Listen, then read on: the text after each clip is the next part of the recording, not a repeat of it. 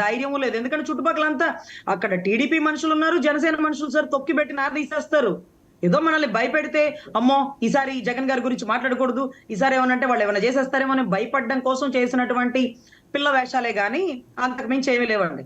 So మిమ్మల్ని చూసి మీ జన సైనికులు మీకు తెలిసిన వాళ్ళు వచ్చిన తర్వాత వీళ్ళు వెళ్ళిపోయారు అక్కడి నుంచి, అదేనా? అంతే సార్, అంతే. అంటే ఒకళ్ళ జన సైనికులు రాకపోతే ఏం జరిగి ఉండేది అనేది కొంచెం కష్టమైన చర్య. ఎందుకంటే వాళ్ళు సడన్ గా నేను ఏదో పోలీసులతో మాట్లాడుతున్నానేమో అనుకుని వచ్చి మేడం ఒక్క సెల్ఫీ మేడం మీది అయిపోయాకే అన్నారు. అయిపోయేదేంటి, ఇక్కడ ఏమన్నా పెళ్లి భోజనాలు జరుగుతున్నాయా, డిస్కషనే కదా అని వెంటనే వాడి చేతిలో ఉన్న ఫోన్ లాక్కొని వాళ్ళతో ఫోటోలు దిగడం కోసం పక్కకి వెళ్ళిపోయాను. వాళ్ళు 6 పారిపోయారు. వాళ్ళని చుట్టుపక్కల వాళ్ళందరూ కూడా చూశారు.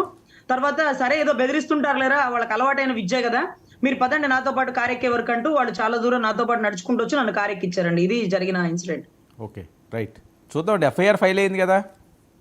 ఎఫ్ఐఆర్ అయితే ఫైల్ అయిందండి. ఎంక్వైరీ చేస్తున్నారు. సీసీ ఫుటేజ్ అవి అన్నీ కూడా తెప్పిస్తున్నారు. Okay, come to the point. Prashant Kishor గారు, పీకే గారు రాజకీయ వ్యూహకర్త, దేశంలోనే తనదైన మార్కు వేసుకున్న ఆయన చంద్రబాబు నాయుడు గారిని ఈరోజు సుదీర్ఘంగా 3 గంటల పాటు కలిసి మాట్లాడిన నేపథ్యం. ఆ పీకే గారి కళ్ళను చూసాం, కానీ పబ్లిక్గా ఈ పీకే గారిది ఈరోజు ఈ ప్రచారం అన్నది సోషల్ మీడియాలో హోరెత్తిస్తుంది. ఏం జరుగుతుంది సార్? ఇక్కడ ప్రశాంత్ కిషోర్ గారు అనే వ్యక్తి ఒక వ్యూహకర్త, ఒక సర్వేకి నిష్ణాతులు. ఇక్కడ మనం ఏదో ఒక స్టేట్మెంట్ ఇస్తామండి. అంటే ఇప్పుడు సపోజ్ లోకేష్ గారు నేను ఒక స్టేట్మెంట్ ఇచ్చారు టక్మని, సీఎం ఎవరు అనగానే సీఎం ఎవరు ఉంటారండి, చంద్రబాబే అన్నారు. కోర్స్ అనుభవజ్ఞుడైనటువంటి చంద్రబాబు గారు నవ్యాంధ్ర నిర్మాత, విజనరీ ఉన్న వ్యక్తి, ఆయన అయ్యి ఉండొచ్చు, ఆయన అవుతాడు కూడా. కానీ ఆ మాటని చంద్రబాబు గారే చెప్పలేదు. ఎన్నిసార్లు అడిగినా ఏమంటారు, సీఎం అనే పదం గురించి మీకు అనవసరం, మీరు పని చేయండి, ఎక్కడైతే సీట్లునే అక్కడ గెలిపించండి, భారీ మెజారిటీ తీసుకురండి, సీఎం అనే విషయం గురించి చంద్రబాబు గారు నేను కూర్చొని మాట్లాడుకుంటాం అన్నారు.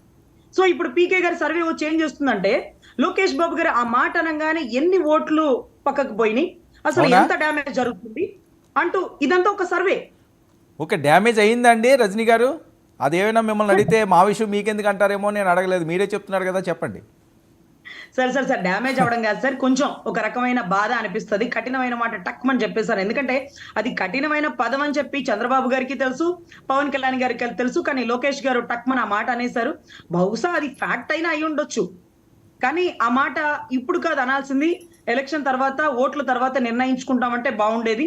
సో ఇటువంటి ప్రతి విషయంలో పీకే గారు చాలా అవసరం అండి పార్టీకి. ఎందుకంటే రేపు సీట్ల నిర్ధారణ ఉంటది, పోటీ ప్రదేశాలు ఉంటది. సో ఇక్కడిక్కడ కొంతమంది మనోభావాలు దెబ్బతిని సర్వేలో తగ్గుతుందా, సర్వేలో పెరుగుతుందా, ఏం జరుగుతుంది, ఎప్పుడెట్టు అప్డేట్ ఇస్తారు చూడండి. అదేదో డ్యామ్ మునిగిపోతుందా, డ్యామ్ తేలిపోతుందా, నీటి మట్టం 2 అడుగులు పెరిగిందా, 3 అడుగులు పెరిగిందా, 10 అడుగులు ఉంచుదా, ముంచేసిద్దా అనేది చెప్పడానికి పీకే గారు లాంటి ఒక వ్యక్తి, కీలక వ్యక్తి అవసరం అండి. రానున్న కాలంలో ప్రతి చోట మార్పులు బిగినవుతుంది.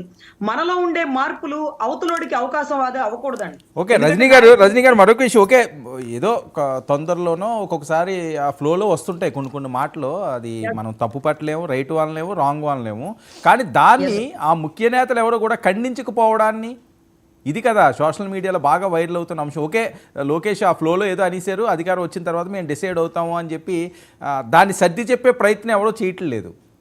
కారణం ఆ మాట చంద్రబాబు గారు, పవన్ కళ్యాణ్ గారు అంటే ఆలోచించాలి, కానీ లోకేష్ గారు స్వతహాగా ఆయన తండ్రి సీఎం అవ్వాలనుకుంటాడు, ఆయనకే అయ్యే అవకాశం ఉంది, అనుభవజ్ఞుడు, 75 ఏళ్ల వయసులో కూడా రాష్ట్రం కోసం, నవ్యాంధ్ర కోసం పోరాడుతున్న వ్యక్తి.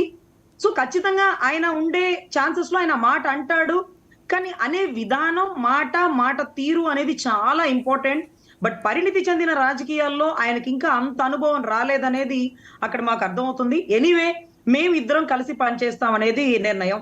అధినేత చెప్పింది మాట, సీట్ల గురించి, ఓట్ల గురించి మీకు అనవసరం, వైసీపీని గద్దె దించడమే మీ లక్ష్యం. సో ఖచ్చితంగా టీడీపీ జనసేన కూటమితో ప్రభుత్వం ఫామ్ చేయాలన్నాడే కానీ టీడీపీనో జనసేనో వీళ్ళు సీఎం అవుతారు, వాళ్ళు సీఎం అవుతారని ఇద్దరు అధినేతలు నిర్ణయించలేదండి. ఆఫ్టర్ ఎలక్షన్స్ ఓట్ల గురించి, సీట్ల గురించి తర్వాత మాట్లాడుకుంటారు. ఎవరికి ఏ శాఖ ఇస్తారో, ఎవరు ముఖ్యమంత్రి, పవర్ షేరింగ్ ఉందా లేదా అనేది సెకండరీ థింగ్ అండి. పని చేసే వాడికి ఆశ కల్పించాలి, ఆశ ఉంటేనే పనిచేస్తాడు. నిరాశతో ఎవడు పనిచేయడు. ఒక ఉద్యోగం రాదు, పక్క దేశానికి వెళ్తే నీకు జీతాలు ఉండవంటే ఎవరు డబ్బులు పెట్టుకొని ఎంఎస్లు చదవరు. ఏదో కాస్తతో పోతారు, రానవచ్చు రాకపోవచ్చు.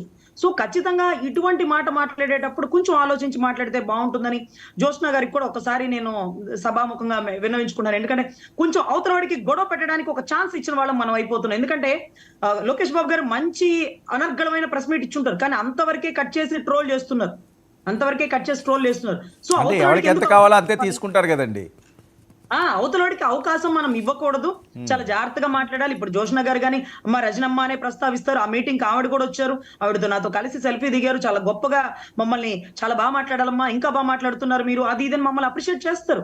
సో మేము జూనియర్స్ ని, వాళ్ళు సీనియర్స్ మమ్మల్ని ఉప్పొంగేలా ఆమె స్వతహాగా ప్రొఫెసర్ కదండి, ఆవిడ బాగా చెప్తారు స్పీచ్లు అవి కూడా, ఎలా మాట్లాడాలో కూడా ట్రైన్ చేస్తారు. అంటే ఆవిడ లక్షణం ఆవిడకు ఉంటదండి, కానీ లోకేష్ బాబు గారు మాత్రం ఆవిడ ప్రొఫెషన్ అది కాబట్టి కొంచెం లోకేష్ గారు మాట్లాడేటప్పుడు కొంచెం పరిణితి చెందిన రాజకీయంతో ఇటువంటి విషయాలు, కేవలం సీఎం పదవేనండి, ఇంకెక్కడ ఏం మాట్లాడినా ట్రైనింగ్ ఇప్పించాలంటారా ఏంటి రజనీ గారు?